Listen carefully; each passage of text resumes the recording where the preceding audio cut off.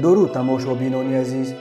خلاصه خبرهای مهم چهارشنبه 14 اپریل تاجیکستان را از پایگاه خبری بامداد برایتان پیشکش میکنیم. در این برنامه تجمع هزاران نفر در نماز جنازه داملا حکمت الله در تاجیک‌آباد. دانشجوی تاجیک در روسیه به تروریسم ادعا می شود. پیدا شدن جسد باز یک جوانزن در کوههای لیوکند. هنرپیشه شناخته قیامالدین چقلوف از دنیا رفت. 3 کودک در حصار پولهای پیرزن همسایه را دزدیدند. و اکنون تفصیلات خبرها. داملا حکمت الله تاجیک‌آبادی یکی از معروفترین از روحانیون سنتگرای تاجیک روز 14 اپریل در زادگاهش در دهه غلمان نویه تاجیک‌آباد به خاک سپریده شد. در ویدیویی که به دست اداره سامانه بامداد رسید دیده می شود که در نماز جنازه و مراسم دفن داملا حکمت الله هزاران نفر از مریدان و پیروانش اشتراک دارند. داملا حکمت الله شب 13 اپریل در روز اول ماه شریف رمضان در سن 80 از عالم چشم پوشید. به گفته نزدیکانش داملا حکمت الله دوام روز صحت و بردم بود، ولی بعد ادای نماز خفتن در بستر خوابش ناگهان وفات کرده است. داملا حکمت الله تعلیمات اولیه یا ابتدایی دینی را در دوران شوروی سابق در نزد ملا نعمت الله، داملا جوربک غرمی، داملا نظری، داملا خوجه کلابی، داملا شیرالی اندیجانی گرفته بعدا در نزد مولوی هندوستانی تحصیل کرده است. داملا حکمت الله با آنکه در وادی رشت یک پایگاه اصلی مخالفین سالهای 90 زندگی میکرد، در کشمکش‌های سیاسی و مذهبی دوران جنگ شهروندی از حکومت جانبداری کرد و مردم را به قطع مخالفت مسلحانه و آشتی با نیروهای حکومتی دعوت میکرد. داملا حکمت الله در نزد ریاست حکومت امروزه از جمله در نزد پرزیدنت تاجیکستان امامعلی رحمان و نزدیکان او از احترام ویژه برخوردار بود و امامعلی رحمان ضمن سفرهای کاریش به وادی رشت معمولا به خانه این روحانی معروف تشریف می آورد و از او زیارت می کرد. سرریاست تفتیشات حوزه فدرالی قفقاز شمالی روسیه خبر داد که تفتیش پیشکی پرونده جنایتی شهروند تاجیکستان اقبالجان شمشدینوف دانشجوی دانشگاه فدرالی قفقاز شمالی در شهر ستاوروپول را با اتهام تروریستی به انجام رسانیده به دادگاه فرستاده است. به او برای سفید کردن تروریسم جریمه و یا از 5 تا 7 سال حکم زندان و برای جلب دیگران به فعالیت تروریستی از 8 تا 15 سال زندان تهدید میکند. بنا به فرضیه تفتیشات اقبالجان شمشدینوف از 16 اپریل سال 2019 تا 29 ینور سال 2020 هنگام به خاطر تحصیل در دانشگاه فدرالی قفقاز شمالی در شهر ستاوروپول قرار داشتنش نسبت به تروریست هایی که در صف 2 سازمان بین المللی تروریستی می جنگیدند همراهی نشان داده در شبکه‌های اجتماعی در محضر عام ویدیوهایی را می گذاشت که تروریسم را سفید و تبلیغ می کردند. بغیر از این شمشدینوف برای پیشنهاد و متقاعد ساختن از جمله با استفاده از اینترنت شناسای خود را برای پیوستن به صف سازمان‌های تروریستی دعوت می‌کرد. گفته می‌شود در اطلاعیه مقامات تفتیشات حوزه فدرالی قفقاز شمالی روسیه این بار اول نیست که شهروندان تاجیکستان در روسیه با اتهامات مربوط به تروریسم دستگیر می‌شوند.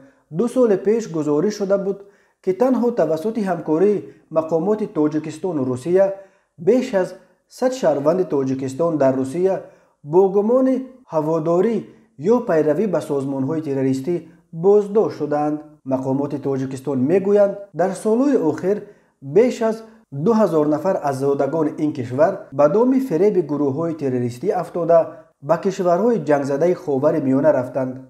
دادستانی کل تاجیکستان یوسف رحمان گفته بود 80% این جنگجویان تاجیک محض هنگام در مهاجرت کاری در روسیه قرار داشتنشان به عقیده‌های افراطی و تروریستی گراییدند. حامیان حقوق میگویند مهاجران کاری در روسیه به سبب در یک شرایط پر از محرومیت و تحت تعقیب همیشه مقامات انتظامی روسیه قرار داشتنشان با یک تومه آسان برای مبلغان سازمان‌های جهادی تبدیل می‌یابند. دسته مخصوص ریاست حالتهای فوق‌العاده ولایت ختلان روز 13 اپریل از بلندی بیش از 2000 متر از یک کوه اطراف دهه زرتیق جماعت وحدت شهر لیوکن جسد باز یک جوانزن 23 ساله را پیدا کرده توسط یک پیراهه تنگ 6 کیلومتری پایین آوردند. در این هفته این علاقه دومین جسد است که از کوههای اطراف زرتیق پیدا میکنند. روز 12 اپریل نجات بخشان از بلندی 1500 متر جسد یک دختر 16 ساله ساکن جماعت افتخار نوحیه عبدالرحمن جامی را پیدا کرده پایین آورده بودند. معلوم می شود که جوانزن روز 13 اپریل یافته شده نیز از جماعت افتخار نوحیه جامی بوده است. سبب مرگ این جوانزن و اون دختر نابالغ معلوم نیست.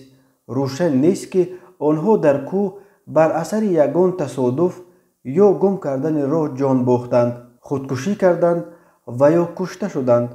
نجات بخشان هر دو جسد را به مقامات حفظ حقوق لیوکن سپاریدند و باید اکنون مقامات تفتیشاتی سر هلاکت این زن و دختر را آشکار کنند. به گفته ساکنان دختری که روز اول یافت شد خواننده صنف نو بوده هنوز 2 ماه پیش همراه یک جوانزن در کوه بیدرک شده بود. قیامالدین چقالوف هنرمند خلقی تاجیکستان، هنرپیشه معروف تئاتر و سینمای تاجیک صبح 14 اپریل در سن 76 از عالم چشم پوشید. سبب مرگ او روشن نیست. اصلالدین پسر قیامالدین چقالوف به سامانه پریس ستیجی گفته است که پدرش چند پیش جراحی روده را پس سر کرده بود ولی از سلامتیش دیگر شکایت نداشت. از قیامالدین چقلزاده 10 نقش ماندگار در تئاتر و سینما و 10 فرزند باقی ماند. قیامالدین چقلزاده 28 اپریل سال 1945 در دهه کووند نوحیه فیض‌آباد به دنیا آمده است و در مکتب میانه رقم 1 نوحیه فیض‌آباد تحصیل میکرد.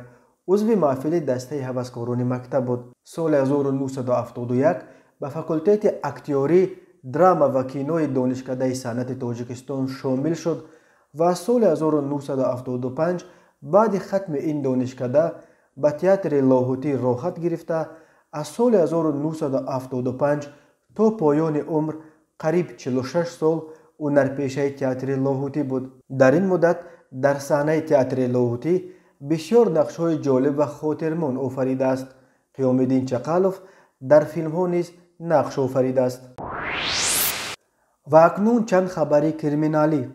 به شعبه وزارت کارهای داخله در نوحیه جامی با عریضه مرد 33 ساله ساکن جماعت دهات کلینین ناحیه مذکور مراجعت نموده است که شب 2 به 3 اپریل سال 2021 تخمینا ساعت 01:00 شخص نامعلوم با راه پنهانی به خانه استقامتی خواهرش زن 28 ساله ساکن جماعت شهرک جامی امین ناحیه درآمده از آنجا 2 عدد انگشترین طلایی، 1 عدد گردنبند طلایی و 1 عدد تلویزیون طبقه سامسونگ را دزدیده از جای حادثه غیب زده است. ضرری رسانیده شده 5300 سومانی را تشکیل می دهد. هنگام گذرانیدن چاره‌بینی‌های اپراتیوی جستجویی از جانب کارمندان میلیسیا، جوان 25 ساله ساکن جماعت شهرک جامی که پیش با ماده 244 کودکس جنایتی جمهوری تاجیکستان سود شده است با گمان صادر نمودن جنایت دزدی دستگیر کرده شد.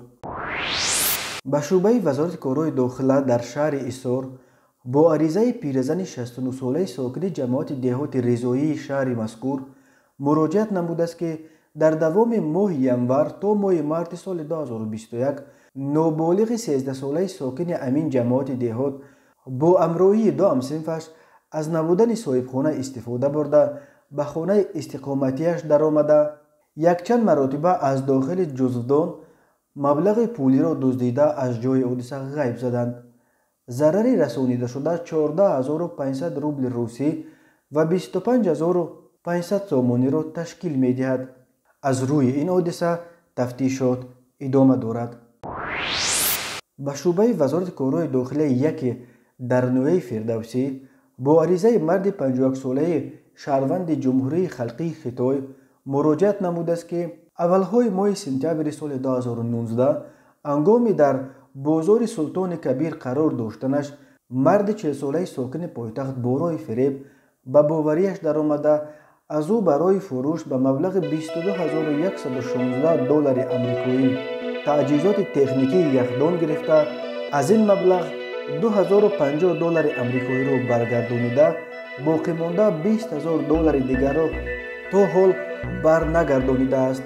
аз рӯи ҳодисаи мазкур тафтишот идома дорад. ин буд чанд хабар. хабарҳои бештарро дар сомонаи бомдод пайдо намоед. хуш бошед.